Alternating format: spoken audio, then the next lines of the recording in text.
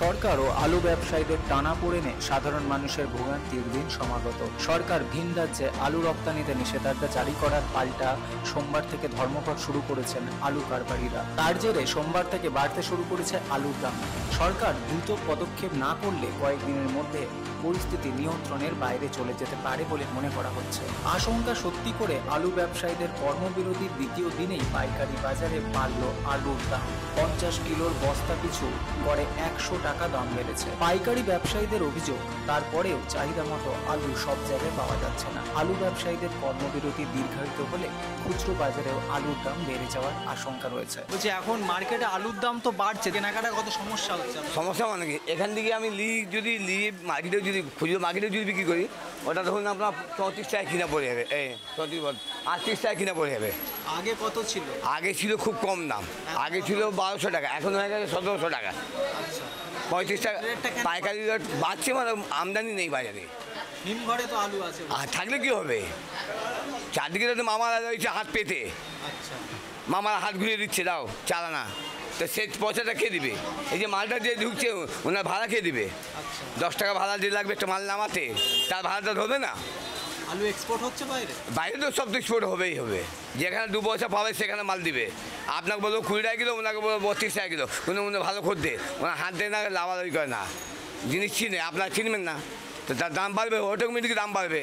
খুচরোর কি রেট কমবে বলে মনে হয়? কমে গেলে পাবলিকের জন্য সুবিধা দাদা, আমাদেরও সুবিধা। ভাই 200 টাকা কমে গেল, আমার 200 টাকা কমে বেচবো, তাতে তো জ্বালা দুদিকেই আছে। আমার তো একদিকে না, কিনতে গেলে আমার 36 টাকা কিনে আর বেচবো 30 টাকাতে, সেটা তো হবে না। কিলো তো 2 টাকা 3 টাকা রেখে বেচবো, কেন তা কাটা ফাটা যা আছে আপনি তো নেবেন না, এইভাবে ঘুরিয়ে দেবে দেখা। সবজি মুরগির পর এবার আলুর দামেও ছ্যাঁকা লাগতে পারে বলে মনে করছেন সাধারণ মানুষ। প্রতিদিন রাজ্যে 20,000 মেট্রিক টন আলুর প্রয়োজন হয়। শনিবার শেষ হিমঘর থেকে আলু বেরিয়েছিল। সেই আলু সোমবার মঙ্গলবারের মধ্যে শেষ হয়ে যাবে। তারপর কোনো স্থানীয়ভাবে কোথাও আলু মজুদ থাকলে সেগুলো বিক্রি হবে চড়া দামে। আলুর দাম লাফিয়ে লাফিয়ে বাড়ছে। 35 টাকা কেজি থেকে হঠাৎ বেড়ে হলো 40 টাকা, 5 টাকার পার্থক্য। খুচরো বিক্রেতাদের দাবি, পাইকারি বাজারে 1430 টাকার 50 কিলো আলুর প্যাকেট কিনতে হচ্ছে এখন 1600 টাকায়। পেঁয়াজ 40 টাকা যাচ্ছে, আর আগে কত ছিল? ওই 35 টাকা ছিল, 5 টাকা বেড়েছে। তো 5 টাকা বেড়েছে, কি বাড়তে পারে না? আর দাম বাড়বে একটু, আরো বাড়বে, কত হতে পারে? ওই 50 টাকা হবে। আলু সহ আনাজের দাম খুব চড়া। দাম নিয়ন্ত্রণে গত কয়েকদিন ধরে প্রশাসনের তরফে টাস্ক ফোর্সের সদস্যরা বিভিন্ন হাটে বাজারে অভিযান চালাচ্ছেন। ক্রেতা সাধারণের দাবি, তারপরেও দাম কমার কোনো লক্ষণ নেই। বাঙালি মধ্যবিত্ত তো নাবিশ্বাস হয়ে যাচ্ছে, যা রেট বাড়ছে দিন দিন। কত করে কি রেট যাচ্ছে এখন আলু হয়ে গেল আপনার 38 টাকা, কেন 38 টাকা? আগে ছিল না, এখন আস্তে আস্তে বেড়ে যাচ্ছে। আদা হয়ে গেছে আপনার এখন ধরুন 160 টাকা, 200 টাকা ছিল আগে 160 টাকা। দাম এত বাড়ছে কেন? সবজির দাম বাড়ছে এই জল ফলের জন্য। আলুর দাম বাড়ার কারণটা কি মনে হয়? একদম বাইরে আলু পাঠিয়ে দিচ্ছে, যার জন্য আলুর দাম বাড়ছে। এটা কি আলুর দাম কমতে পারে বলে মনে হচ্ছে?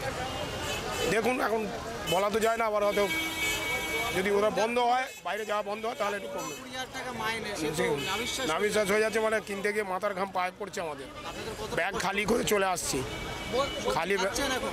সবজি খুব একটা খেতে পাচ্ছি না। ঝিঙে 80 টাকা, পটল প্রায় 40-50 টাকা, এরকম দাম হয়ে গেছে। সরকারের কিছু বলতে চান এই কষ্ট নিয়ে? সরকার এগুলো নজর দেওয়া দরকার, বিশেষ করে আমাদের মতো শ্রমিকদের জন্য, লেবার মানুষের ক্ষেত্রে। যারা কেন্দ্রীয় সরকার বা রাজ্য সরকার চাকরি করে, তাদের টাকা পয়সা মাইনে বেশি, তারা করতে পারবে। তা আমরা গরিব মানুষ, আমরা এই 400-450 টাকা রোজগার করে আমরা সংসার চালাবো কী করে, ঘর ভাড়া দেবো কী করে? আলুর দাম কম হবে কিনা আরো ঊর্ধ্বমুখী, সেটা সময় বলবে। True news Bangla.